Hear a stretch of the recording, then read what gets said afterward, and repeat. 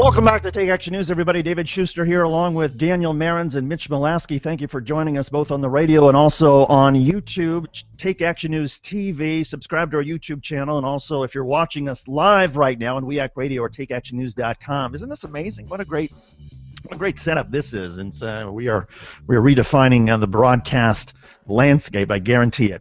So this particular segment, this is the week when we thought that President Obama and House Speaker John Boehner were close to an agreement on how to avoid the fiscal cliff. Keep in mind that the Bush tax cuts are due to expire for everybody at the end of the year. The president has proposed extending them on 98% of Americans, but allowing them to go back up from 36 to 39% on Americans who are making $200,000 a year or more. John Boehner had said there's no way that would pass. He said, well, how about millionaires? The president said, all right, how about $400,000? That it only goes up on people $400,000 a year or more. The president also threw in some changes to the way Social Security entitlement, Social Security benefits would be calculated. That angered progressives, and we'll talk to Daniel Marins in a sec about that. But on Tuesday, John Boehner essentially, he walked away from the negotiations. He walked away and said this. Listen. Tomorrow, the House will pass legislation to make permanent tax relief for nearly every American, 99.81% of the American people. And then the president will have a decision to make. He can call on Senate Democrats to pass that bill, or he can be responsible for the largest tax increase in American history. Pretty clever by John Boehner. Introduced what was being called Plan B. On John Boehner's plan, the tax rates would go up only on millionaires. Keep in mind, the president said no, people making $400,000 a year would have the taxes go up. Boehner said no, it can only go up on people making more than $1 million. And if the House had passed this, then perhaps there would have been some pressure on President Obama to sign it to avoid the fiscal cliff. So what happened? Well, here's John Boehner in his own words, moments after he had brought this legislation to the floor. Listen. As you know, the House did not take up the tax bill last night because we didn't have the votes to pass it. It's not the outcome that I wanted, but that was the will of the House. Yep, the will of the House. John Boehner, you're not going to get Republican votes. You weren't going to get any Democratic votes. So John Boehner, who walked away from negotiations with President Obama, where he had gotten a lot of what Republicans wanted, he gets nothing. President Obama is now in Hawaii. The House is going to have to sort of sweat this one out in terms of what they're going to do. There was one other aspect, though, to this week. As part of the negotiations, there was a certain flashpoint on the left, and that is, as we mentioned, President Obama, in sort of dangling this offer to John Boehner and to the Republicans, said, okay, I will change the formula for how we calculate Social Security benefits. It's something known as the chained CPI, and we're going to have an explanation on that in just a second. But it essentially prompted outrage by progressives, including Congressman Dennis Kucinich, who offered this. Listen. The chained CPI formula doesn't take into account seniors' rising health care costs. If it did, benefits would go up. There is no justification to cut security benefits. No to throwing seniors off the fiscal cliff. No to a cat food Christmas. Cat food Christmas. Daniel Marins, you're an expert on Social Security. You work on the issue during the day. What was Dennis Kucinich, what was he saying when referred to cat food Christmas? Explain that for us.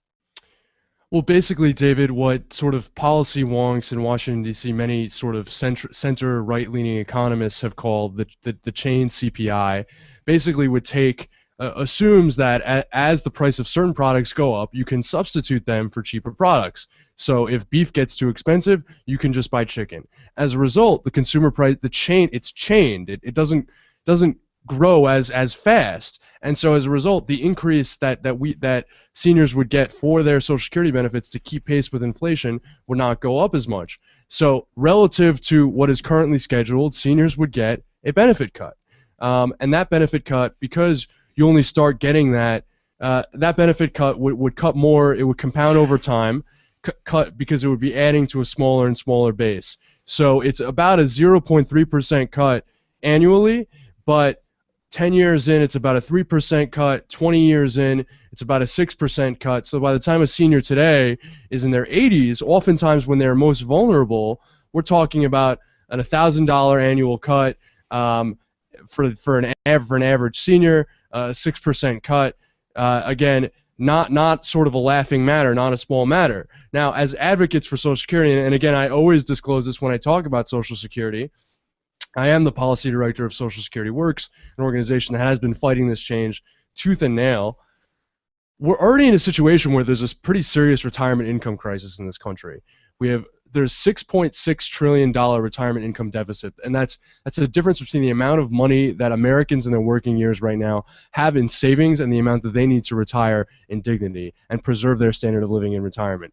That's the situation we're facing. We're facing a situation where we have the average Social Security retirement benefit being only $14,000 a year. We're facing a situation where 37% of seniors who were late, or people who became eligible for Social Security at age 62 who were laid off during the recession took Social Security right away, and a reduced benefit at that. So and we're facing an economy where there's no longer defined benefit pensions that actually give people guaranteed savings for retirement. Instead, we're seeing I was going to say is the main argument, though, and I'm with you 100% on the idea that I don't think we should be squeezing seniors anymore. And I think, it's going to cause thousands of people, it's going to push them into poverty. But as far as the president's perspective, and a lot of, centrist Democrats, they think, well, wait a second, Social Security somehow, they like to say, it's going broke. Social Security won't be able to pay for itself. And I'm not so sure that's necessarily true. But even if you want to say, well, we need to fix Social Security, there are other ways to do it without essentially going after people's benefits, right?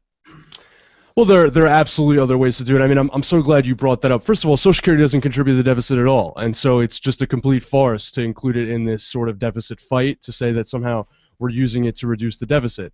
Obviously, I guess we could. I mean, it really just you're just reducing you're just improving the surplus in Social Security's coffers by reducing outlays. So that's the first thing. If you want to bring Social Security into balance, you can make millionaires and billionaires pay the same rate that we all pay in, which is 6.2% on all of our earnings. Right now, that amount is capped. It's going to be capped at $113,700 in 2013. If we just lifted that, we could add some benefits for the money above it, but mostly it would just be lifting that and making, again, millionaires and billionaires, people making money above that amount, pay in just like all of us do. I mean, the big thing here, what Dennis Kucinich was talking about, what Barney Frank was talking about, what many Democrats in the House were talking about, is the fact that the president is trying to claim that, and many people are trying to claim that somehow this is a more accurate consumer price index. But that's nonsense, because the logic of substitution, the idea that you could replace, beef with chicken, is ridiculous when you're a senior for whom healthcare expenses are 12, 15, sometimes 20% of your out-of-pocket of your expenses. And so, how are you going to replace, your pills with something cheaper? How are you going to replace your surgery with something cheaper? It doesn't really make sense in that regard. And they know it, and they're talking about sort of these patchwork fixes that would hold the poor harmless, but it's ridiculous. And folks, if you want, now that you want to have a better understanding of it, contact your member of Congress. Go to our website, takeactionnews.com. Use PopVox to let your member of Congress know how you feel about the proposed cuts to Social Security benefits. You have the power to influence the outcome of this story and all the rest. We're going to be talking about Michigan right-to-work legislation next.